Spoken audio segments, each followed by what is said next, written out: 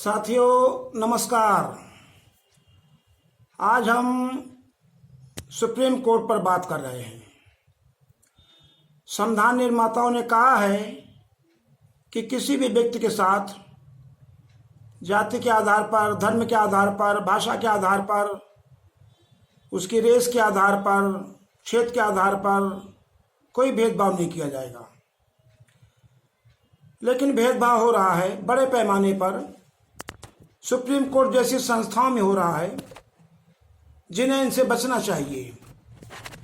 मगर चूंकि वहाँ एक खास जात के लोग बैठे हैं, खास धर्म के लोग बैठे हैं, तो वे लोग अपने जाति और धर्म के आधार पर और संविधान किनारे रखा रहता है, लोगों का विरोध किनारे रखा रहता है। आपने देखा कि अभी दो मामले देख लीजिए आप। प्रशांत भूषण जो वकील हैं सुप्रीम कोर्ट में, उन्होंने मुख्य न्यायाधीश को कहा कि ये आदमी मोटरसाइकिल चलाता है, बगैर हेलमेट लगा के चलाता है।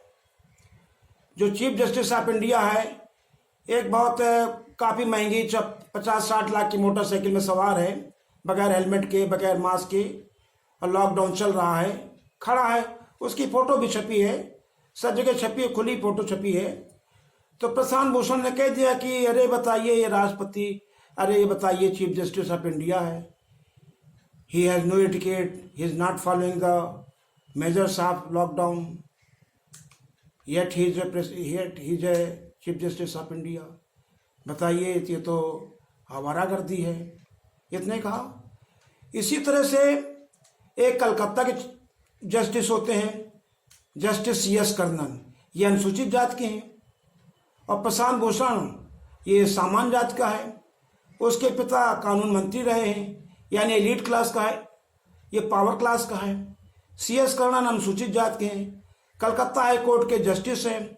ये भारत प्रधानमंत्री ने कहा कि कोई अगर हमें गुप्त भ्रष्टाचार खबर देगा तो उसका नाम छिपा के रखेंगे और भ्रष्टाचार की जांच कराएंगे। CS कर्नन ने भरोसा कर लिया इस प्रधानमंत्री पर, और CS कर्नन ने अपने अनुभव से 50 जजों की सूची बनाई और प्रधानमंत्री को गुप्त लिफाफा दे दिया, जिसमें 50 जज थे हाई कोर्ट सुप्रीम कोर्ट के, जो जोरदार और मक्कारी और भ्रष्टाचार, कदाचार यानी इनकैपेसिटी और मिसबिहेवियर सब में शामिल थे, और आर्थिक भ्रष्टाचार भी था। प्रधानमंत्री को चिट्ठी दे दिया गुप्त रूप से। प्रधानमंत्री ने खेल खेल दिया, वो चिट्ठी दे दिया चीफ जस्टिस ऑफ इंडिया को, खेसर को दे दिया, JS खेयर को दे दिया। JS खेयर जो सरदार है, अब उन्हें 7 जजों की बेंच बैठा ली और CS कर्नन को कहा कि तुमने गलत किया है, कंटेम्प्ट किया है, और उसने कहा कोई कंटेम्प्ट नहीं किया। उसने जजों ने कहा 7 जजों ने तुमने कंटेम्प्ट किया है, उसने कहा कोई कंटेम्प्ट नहीं किया है। उसने कहा कंटेम्प्ट बताओ, तो कहा कि तुमने चिट्ठी लिखा। तो उन्होंने कहा कि ये तो प्रधानमंत्री कहना है कि ये मैं भ्रष्टाचार दूर करूंगा, नाम गुप्त रखूंगा, गुप्त मुझे दो लिफाफा, तो मैंने दे दिया है। ये प्रधानमंत्री ने गलत किया और उसको 6 महीने की सजा सुना दिया। कहा माफी मांगो, बोले माफी तुम मांगो। माफी नहीं मांगूंगा, CS कर्नन ने माफी नहीं मांगी। उसके साथ ये देश का कोई नहीं खड़ा हुआ, न वकील खड़े हुए, न कोई नेता खड़े हुए, न अनुसूचित जात के MP खड़े हुए, न अनुसूचित जात के MLA खड़े हुए, न रिटायर्ड IAS IPS खड़े हुए, न जो है वर्तमान में IAS IPS खड़े, कोई नहीं खड़ा हुआ बेचारे के साथ। और वो 6 महीने जेल गया। वो 6 घंटे की हो सकती थी, 6 मिनट की हो सकती थी। इधर प्रशांत भूषण से कहा माफी मांगो, उसने कहा नहीं मांगूंगा, गुर्रा के बोला। उसे लगा कि और खोलेगा ये भ्रष्टाचार के मामले, तो नहीं मांगूंगा, नहीं मांगा। अब उसको सजा 1 रुपये की सुनाया है।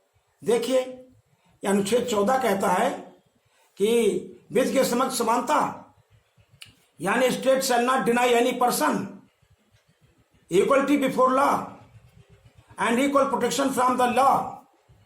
और देखियो, उसको प्रोटेक्शन की भेदभाव नहीं होना चाहिए, और उसको जो है 1 रुपये के सिक्के की सुना दिया सजा। वो 6 महीने की हो सकती थी।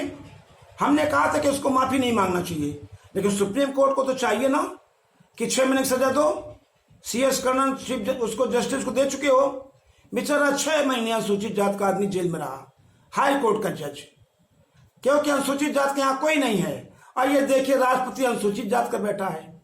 जाने कितने लोकसभा में अनुसूचित जात के MP मिले, राज्यसभा में जाने कितने सामाजिक कार्यकर्ता अनुसूचित जात के। हमने तो उस समय समर्थन किया था CS कर्नन का। और आज हमने इसका भी समर्थन किया है।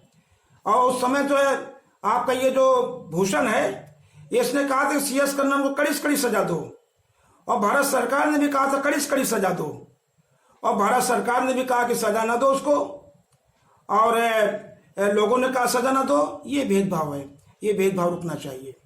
हम नौजवान साथियों से कहते हैं कि आप किसी जात के हो, किसी धर्म के हो, अगर आपके सामने किसी के साथ भेदभाव हो तो कैसा लगेगा।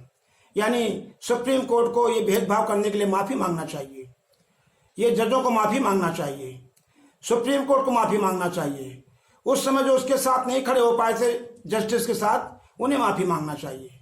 और अनुसूचित जात के जजों को माफी मांगना चाहिए जो अगर कहीं पर छोटे पदों पर जज हैं, और अनुसूचित जात के MP MLA को भी माफी मांगना चाहिए। प्रेस मीडिया को माफी मांगना चाहिए CS कन्नन से। और CS कन्नन को तो हम कहते हैं भाई कि CS कन्नन को इस देश का प्रधानमंत्री बनाया जाए, CS कन्नन को इस देश का राष्ट्रपति बनाया जाए। और जो व्यक्ति शोषण का शिकार है, जो पीड़ित है, भेदभाव का शिकार है, उसे आगे लाना चाहिए।